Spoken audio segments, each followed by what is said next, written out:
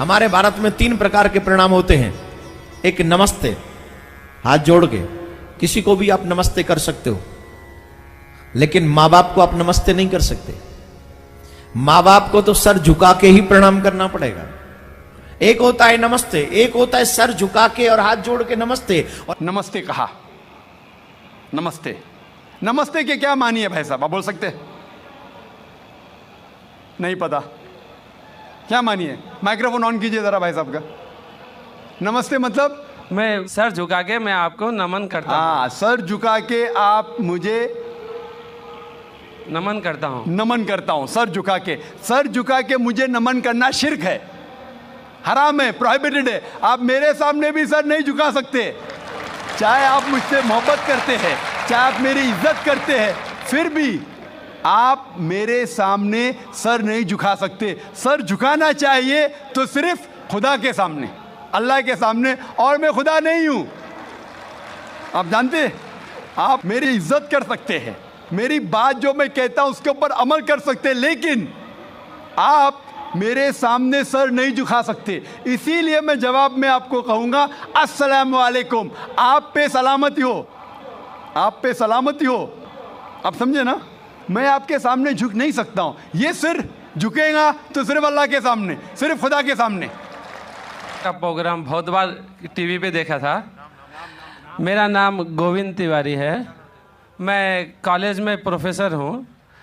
मैं जिस एरिया में रहता हूँ उस एरिया के आसपास कई मुस्लिम ऑर्गेनाइजेशन अपनी स्कूल चलाते हैं, और उस स्कूल में स्टार्टिंग में जब प्रेयर होता है वहाँ पर न ही वंदे मातरम गाया जाता है। जब मैंने उनके प्रिंसिपल से पूछा कि आप ऐसा क्यों करते हो, आप वंदे मातरम भी नहीं गाते हो स्कूल में, तो कहते हैं वंदे मातरम में हिंदू है, और उनकी स्कूल में, कई स्कूलों में हिंदी भाषा ही नहीं है, हिंदी ही नहीं पढ़ाया जाता है। और उनके कहा ना देशभक्ति की कुछ भी पढ़ाने के लिए वे कतराते हैं। देशभक्ति के लिए आपके मजहब में किस तरह से डिफाइन किया गया है, ये ज़रा मुझे बताएंगे। भाई साहब ने एक सवाल पूछा है कि वो कई बार मेरे प्रोग्राम सुनते हैं टेलीविज़न पे, और कहा है कि एक इलाका है जहाँ कई मुसलमान स्कूल है, लेकिन वहाँ वंदे मातरम नहीं पढ़ाया जाता है, हिंदी नहीं पढ़ाया जाता है, क्या ये सही है? और आपके मज़हब में, इस्लाम में देशभक्ति के बारे में क्या कहा गया है? पहला सवाल कि मुस्लिम स्कूल में वंदे मातरम क्यों नहीं कहा जाता। हमें ये देखना चाहिए कि कोई भी गाना या कोई भी चीज़ आप कहते हैं उसकी मानी क्या है। आप जब वंदे मातरम पढ़ते हैं उसकी मानी है कि हम सिजदा करते हैं इस देश जो हमारी माता है, ऐसे कहा जाता है, और हम इसकी पूजा करते हैं। ये हमारे लिए शिर्क है, शिर्क है इस्लाम में, और गलत है हिंदुइज्म में भी। हिंदुइज्म में भी आपको इबादत सिर्फ करना चाहिए एक खुदा की, धरती की नहीं। तो हिंदुइज्म में भी गलत है, क्रिश्चियनिटी में भी गलत है, इस्लाम में ही गलत है। लेकिन आम हिंदू अपने मज़हब को नहीं जानते, अपनी मजहबी किताबें नहीं पढ़े हैं, इसीलिए कोई भी आप गाना गाते हैं अगर उसके मानी खुदा के ख़िलाफ़ है, अल्लाह सुब्हाना व तआला के ख़िलाफ़ है, भगवान के ख़िलाफ़ है, तो ऐसा गाना गाना गलत है। आपने मुझे शुरुआत में नमस्ते कहा, नमस्ते, नमस्ते के क्या मानी है भाई साहब, आप बोल सकते हैं? नहीं पता क्या मानी है? माइक्रोफोन ऑन कीजिए ज़रा भाई साहब का।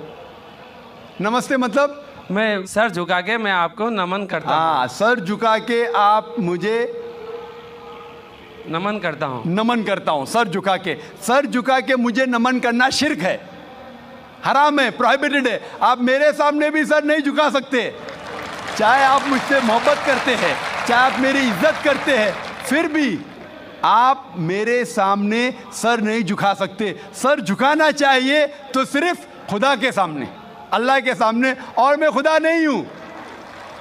आप जानते हैं, आप मेरी इज्जत कर सकते हैं, मेरी बात जो मैं कहता हूं उसके ऊपर अमल कर सकते हैं, लेकिन आप मेरे सामने सर नहीं झुका सकते। इसीलिए मैं जवाब में आपको कहूँगा अस्सलाम वालेकुम, आप पे सलामती हो, आप पे सलामती हो। आप समझे ना, मैं आपके सामने झुक नहीं सकता हूँ। ये सिर झुकेगा तो सिर्फ अल्लाह के सामने, सिर्फ खुदा के सामने। तो आपने बड़प्पन में मुझे कहा, लेकिन अगर गलत चीज़ कहा तो मैं वापस से जवाब नहीं दे सकता हूँ, क्योंकि मैं जानता हूँ जो लोग नहीं जानते वो ऐसे हरकत कर सकते। मिसाल के तौर पे 1 महीना पहले मैं जब बॉम्बे एयरपोर्ट पे था तो एक औरत, हिंदू खातून, मुझे पूछी कि आप डॉक्टर जाकिर नाइक है? आयु डॉक्टर जाकिर नाइक? मैंने कहा जी हाँ।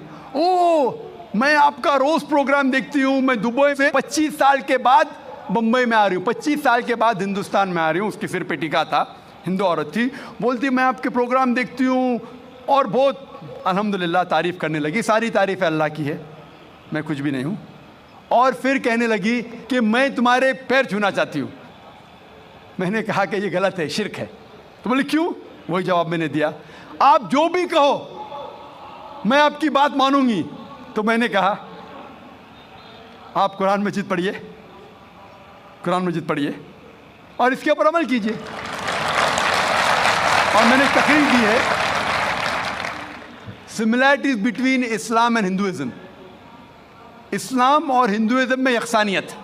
और साबित किया है कि हिंदुइज्म में भी लिखा है कि आप सिर्फ एक ईश्वर की इबादत करना चाहिए, जितने ऋषि आने वाले उनमें मानना चाहिए, और मोहम्मद सल्लल्लाहु अलैहि वसल्लम में भी। तो आपको अगर कुरान और वेदा पे अमल करना चाहिए जो यकसा है, आपको एक खुदा में मानना पड़ेगा और आखिरी पैगंबर मोहम्मद सल्लल्लाहु अलैहि वसल्लम पर। आपका और एक सवाल था कि हिंदी क्यों नहीं पढ़ाई जाती है, हिंदी मुस्लिम स्कूल में क्यों नहीं पढ़ाई जाती है?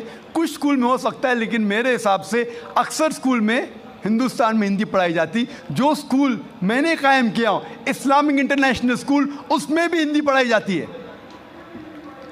ना हिंदी, मराठी भी, जो हमारे स्टेट लैंग्वेज है, हम पढ़ाते हैं, जोर देते हैं अंग्रेज़ी और अरबी पर। नंबर 1 अंग्रेज़ी अरबी, फिर उर्दू, हिंदी, मराठी, आगे चल के संस्कृत भी सिखाएंगे, संस्कृत भी, ताकि हिंदुस्तानी लोग जितने मज़ाहिब इस देश में हैं उसको समझे। मैं गवर्नमेंट से कहता हूं कि हिंदुस्तान में संस्कृत आम करो। संस्कृत आम करेंगे तो लोग वेदा पढ़ेंगे, पढ़ने के बाद हक के तरफ आएंगे और हिंदू मुस्लिम एक हो जाएंगे। हिंदी तो छोड़ो, संस्कृत, क्योंकि वेद संस्कृत में, हिंदी में नहीं है। हिंदू की ज़बान है संस्कृत। और मैंने तकरीर की है हिंदुइज्म और इस्लाम में यकसानियत। लेकिन आम हिंदू अपनी मजहबी किताब पढ़ा ही नहीं तो क्या जानेगा। तो मैं संस्कृत कोट करता हूँ, फिर तर्जुमा करता हूँ और कहता हूँ कि आपको अगर लगता है कि मैं कुछ गलत कह रहा हूँ, रेफरेंसेस देता हूँ मैं। आपका आखिरी सवाल था कि इस्लाम में देशभक्ति के बारे में क्या कहा गया है। इस्लाम में कहा गया है कि सबसे पहले जो मैं बात मानना चाहिए वो हमारे खालिक की, बनाने वाले की, खुदा की, अल्लाह की, सबसे पहले। अगर अल्लाह की बात से कोई दूसरी बात टकराती है तो उसे छोड़ देना चाहिए। जहाँ तक कि मैं हिंदुस्तानी हूँ और मैं गर्व से कहता हूँ कि मैं फंडामेंटलिस्ट मुस्लिम हूँ, I am a good practising Indian. Fundamentalist, बुनियाद परस्त मुस्लिम भी हूँ और अच्छा हिंदुस्तानी भी हूँ। मैं हिंदुस्तान के कॉन्स्टिट्यूशन को जानता हूँ। हिंदुस्तान के कॉन्स्टिट्यूशन में एक भी चीज़ फ़र्ज़ नहीं है जो इस्लाम में हराम है, और ऐसी कोई भी चीज़ नहीं है जो हमें मजबूर करती है जो इस्लाम में हराम है। और हिंदुस्तान के कॉन्स्टिट्यूशन में, इंडियन कॉन्स्टिट्यूशन में ऐसी कोई भी हराम चीज़ नहीं जो इस्लाम में फ़र्ज़ है और इंडियन कॉन्स्टिट्यूशन में हराम है। तो मैं दोनों को साथ में लेके चलता हूँ। लेकिन अगर टकराव होगा, मेरे हिसाब से I can be a very good Muslim and a good Indian. मैं अच्छा मुसलमान भी हूँ और अच्छा हिंदुस्तानी भी हूँ। लेकिन अगर आगे चल के, अभी तो कोई टकराव नहीं है, लेकिन अगर आप ऐसे देश में हैं जो देश का कानून अपने खालिक के कानून से टकराता है तो खालिक का कानून ऊंचा है, खालिक का कानून ऊंचा है, खुदा का कानून ऊंचा है, अल्लाह का कानून ऊंचा है। फिर आता है देश। देश ने हमें, ठीक है, ये देश में हम जीते हैं, देश हमारे लिए फैसिलिटीज देता है, लेकिन हमें जान किसने दी? देश ने या खालिक ने? खुदा ने दी। ये हवा जो है, ये हवा के बिना 5 मिनट भी आप जिंदा नहीं रह पाएंगे। कितना? 5 मिनट भी नहीं जिंदा रह पाएंगे। किसने दी? देश ने या अल्लाह ने? खुदा ने। देश ने भी हमारे लिए अच्छे काम किए। मैं देश के खिलाफ नहीं हूँ, मैं भी देशभक्त हूँ। देशभक्त के मानी क्या? अगर आप बोलते देशभक्त मतलब देश की इबादत करना, तो मैं देशभक्त नहीं हूँ। अगर देश की तरक्की चाहता हूँ, हाँ मैं हूँ देशभक्त। तो देशभक्त के मानी क्या इंपॉर्टेंट है। अगर देशभक्त मतलब देश की इबादत करना, तो ये गलत है। इबादत सिर्फ मैं खालिक की करता हूँ, अल्लाह की करता हूँ, खुदा की करता हूँ। लेकिन देश की भलाई चाहता हूँ। अगर वो देश कोई कानून लागू कर रहा है, वो शरीयत के अंदर है, खुदा के कानून के दायरे के अंदर है, तो मैं उनके साथ हूँ।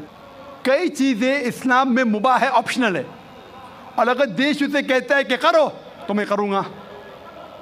लेकिन अगर कोई देश, चाहे वो अमेरिका हो या यूके हो, वहाँ का कानून अगर इस्लाम के ख़िलाफ़ है, तो मैं उस देश के कानून के ख़िलाफ़ जाऊँगा, क्योंकि मैं सबसे पहले मोहब्बत करता हूँ खालिक से, खुदा से, अल्लाह से, फिर अपने देश से। तो जहाँ तक के देश का कानून खालिक के कानून से नहीं टकराता है, हमें उस कानून पे अमल करना चाहिए। और मेरे नज़रिए से एक भी हिंदुस्तान का कानून मुझे मजबूर नहीं करता इस्लाम के खिलाफ। इसीलिए मैं कहता हूँ, I am a very good practising Muslim, fundamentalist Muslim, at the same time a very good practising Indian. Hope that answers the question.